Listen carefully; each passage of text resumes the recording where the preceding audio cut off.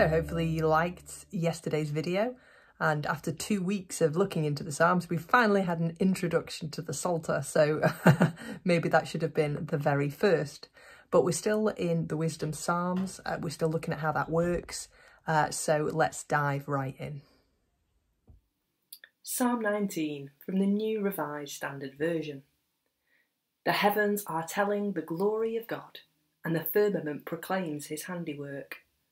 Day to day pours forth speech, and night to night declares knowledge.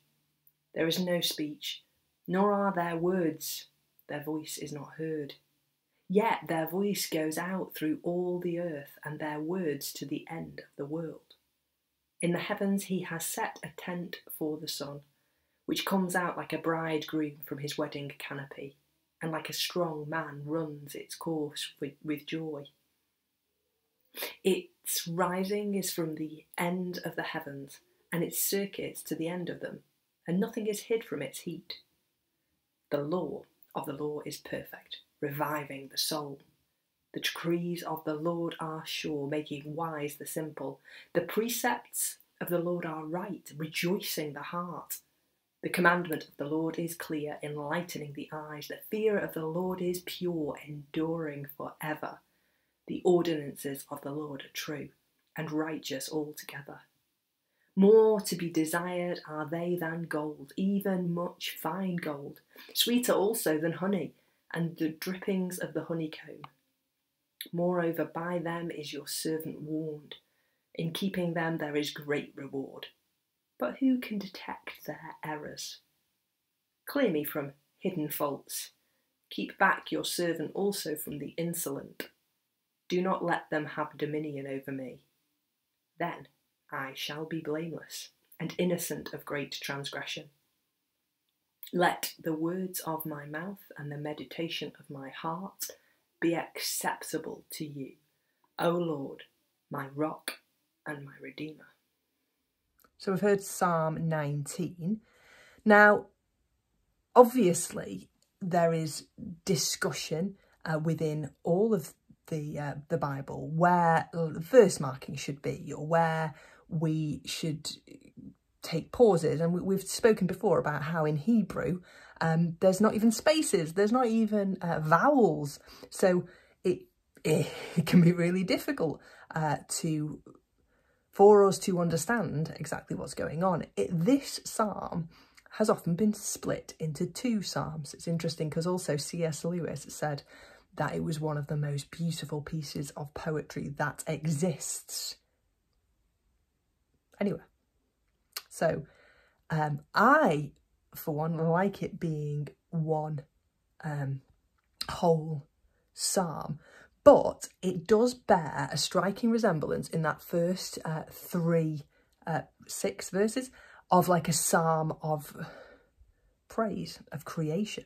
It's like that hymn that we're going back to, oh, aren't you marvellous, God? And then after it talks about creation, then it turns to Torah, the law, the books of the Bible that constitute the Pentateuch usually is what we think about Torah. But the whole way of life about God reaching out through the Bible, through action within creation to the people of Israel, and how that is a wonderful blessing, and how we listen to that, and how it illuminates all of life, and how it is beautiful. So it's almost like it's praise of creation and then praise of Torah, praise of God's wisdom.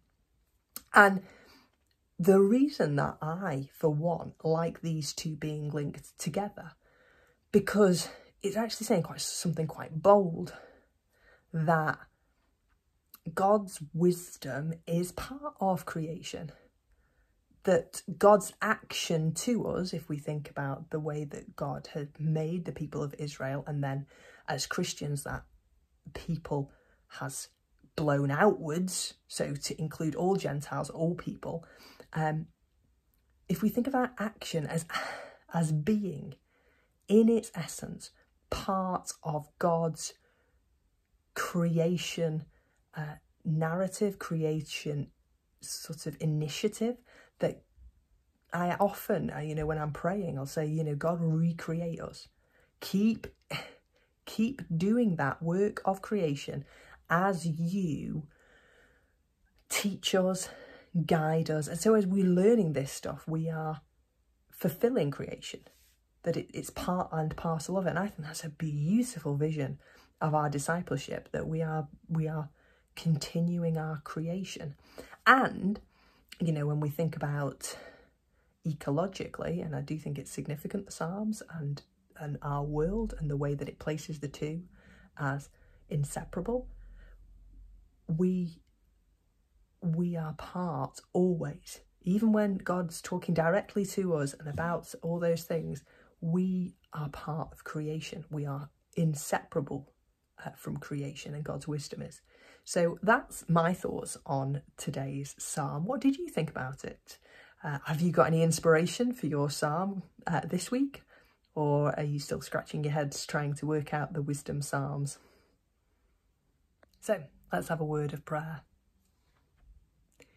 Creator and sustainer, you made all that we know and all that we are, and everything that we see flows and moves in a way that you created.